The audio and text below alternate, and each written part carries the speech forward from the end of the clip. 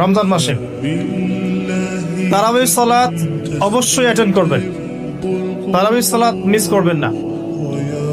পরিবারের ব্যক্তিদেরকে একসাথে নিয়ে ইফতার করবেন, আলাদা আলাদা করে করবেন না। বেশি থেকে বেশি মানুষকে ইফতার করাবেন। সামাজিকভাবে, রাষ্ট্রীয়ভাবে, সংগঠনের উদ্যোগে বা ব্যক্তিগত পর্যায়ে বেশি থেকে বেশি মানুষকে ইফতার করাবেন এবং কোরআনুল কারীমকে বেশি সময় দিবেন।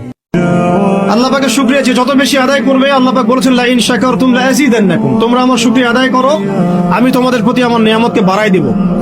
ওয়া লা ইন কাফারতুম ইন্না আযাবি লাশাদীদ, তোমরা যদি আমার অকৃতজ্ঞ হও, জেনে রাখো আমার আযাব বড়ই কঠিন।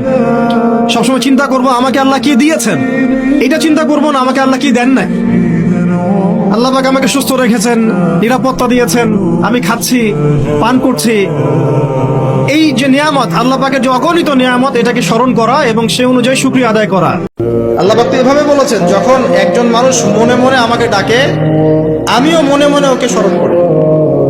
মনে করেন আপনি মনে মনে আল্লাহকে বলছেন, আল্লাহ আমি অসুস্থ, আমাকে শেফা দাও, বা আমার রিজিকের টেনশন আছে, আমার রিজিকের টেনশন দূর করে দাও, আল্লাহ আমাকে হেফাজত করো, আল্লাহ আমাকে দিনের জ্ঞান দাও, তোমার আনুগত্য করার তৌফিক দাও। এই যে মনে মনে আপনি আল্লাহকে ডাকছেন, নিঃসন্দেহে ওই মুহূর্তে আল্লাহ পাক আপনাকে স্মরণ করছে।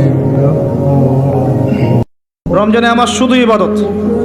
রমজানে আমি সালাতে মনোযোগী হব, 5 ওয়াক্ত নামাজ জামাতে পড়ব, তারাবির নামাজ রাতে পড়ব, প্রয়োজনে আমরা শেষ রাত্রে আবার উঠব, ইফতার করব, ইফতার করাবো, দেশের মানুষকে, সমাজের মানুষকে ফ্রি ইফতার করাবো। যে যত বেশি ইফতার করাবে তার আমল নামায় তত বেশি রোজার নেকি লেখা হবে ইনশাআল্লাহ।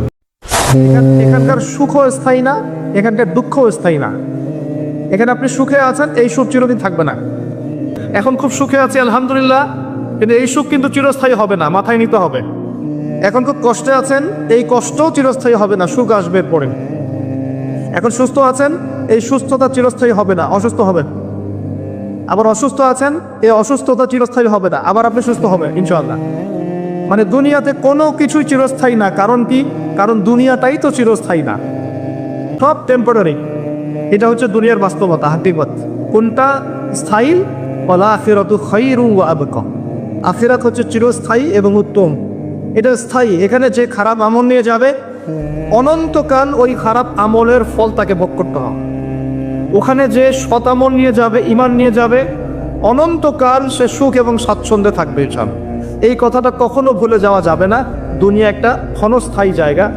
আল্লাহ পাক বলেছেন, হে মুহাম্মদ সাল্লাল্লাহু আলাইহি ওয়াসাল্লাম, বলেন সাল্লাল্লাহু আলাইহি ওয়াসাল্লাম, তোমার উম্মতের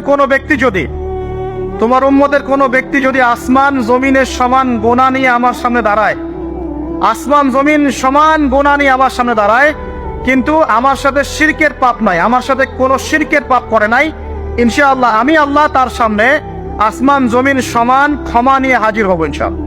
প্রত্যেক ফরজ সালাতের পরে যে ব্যক্তি আয়াতুল কুরসি তেলাওয়াত করবে, নবী করিম সাল্লাল্লাহু আলাইহি ওয়াসাল্লাম বলেছেন, সেই ব্যক্তির জান্নাতে যাওয়ার জন্য শুধু এতটুকু বাধা, সেটা হলো তার মওত। তার মৃত্যু হয়ে গেলেই ইনশাআল্লাহ সে জান্নাতে চলে যাবে। যে ব্যক্তি একবার দরুদ পাঠ করবে নবী সাল্লাল্লাহু আলাইহি ওয়াসাল্লামের উপরে, আল্লাহর রাসূল বলছেন তার উপর আল্লাহ পাক 10 বার রহমত করবেন ইনশাআল্লাহ। তার আমলনামা থেকে 10টা গুনাহ আল্লাহ মাফ করে দিবেন। শুধু তাই নয়, 10টা নেকি লেখা হবে এবং তার মর্যাদা 10 গুণ বাড়িয়ে দেওয়া হবে। যত নবী ছিলেন পৃথিবীতে, তারা সবাই যত দোয়া করেছেন, তার মধ্যে একটা দোয়াকে শ্রেষ্ঠ বলা হয়। শিখিয়ে দেব কোনটা? সেটা হলো লা ইলাহা ইল্লাল্লাহ ওয়াহদাহু লা শারীকা লাহ, লাহুল মুলক ওয়া লাহুল হামদ ওয়া হুয়া আলা কুল্লি শাইইন কাদির। এই দোয়াটা দিনে যে ব্যক্তি 100 বার পড়বে, ওই দিন আল্লাহর লিস্টে ওই ব্যক্তি ছাড়া বেশি আমলকারী কেউ হতে পারবে না। যে আল্লাহ আমি যা করেছি আমাকে মাফ করে দাও, আল্লাহ আমি শয়তানের ধোকায় পড়ে, দুনিয়ার ধোকায় পড়ে আমি দীর্ঘদিন তোমার আদেশ থেকে নিজেকে বিরত রেখেছিলাম। আল্লাহ তুমি আমার রব, তুমি আফুন কারীম আল গফুর রহিম, তুমি আমার সমস্ত পাপকে মাফ করে দাও। আল্লাহ পাক বলছেন, সারা দুনিয়ার সমান গুনাহও যদি সে করে ফেলে, আসমানের সমানও গুনাহ করে ফেলে, খালি তওবা করে ফিরে আল্লাহকে বলবে আস্তাগফিরুল্লাহাল্লাযী লা ইলাহা ইল্লা হুয়াল হাইয়ুল কাইয়্যুম ওয়া আতুবু ইলাইহি। আল্লাহ পাক বলছেন, খালেস তওবা করলে গুনাহ তো মাফ করে দিবই, আগের গুনাহগুলোকে নেকি দিয়ে পরিবর্তন করে দিব। এটা ভালোবাসা না? আল্লাহ পাক সৃষ্টি করেছেন আমাদেরকে ভালোবেসে। সারাটা জীবন পাপ করে থাকলেও একটা বার দাঁড়িয়ে খালি বলেন আল্লাহ আস্তাগফিরুল্লাহ ওয়া আতুবু ইলাইহি। মন থেকে বলেন আল্লাহ আমি ভুল করেছি, আল্লাহ আমাকে মাফ করে দাও। এক মুহূর্তের মধ্যে আল্লাহ পাক আপনার সমস্ত গুনাহগুলোকে নেকিতে পরিবর্তন করে দিবেন ইনশাআল্লাহ। আল্লাহ ছাড়া কেউ নাই আপনি।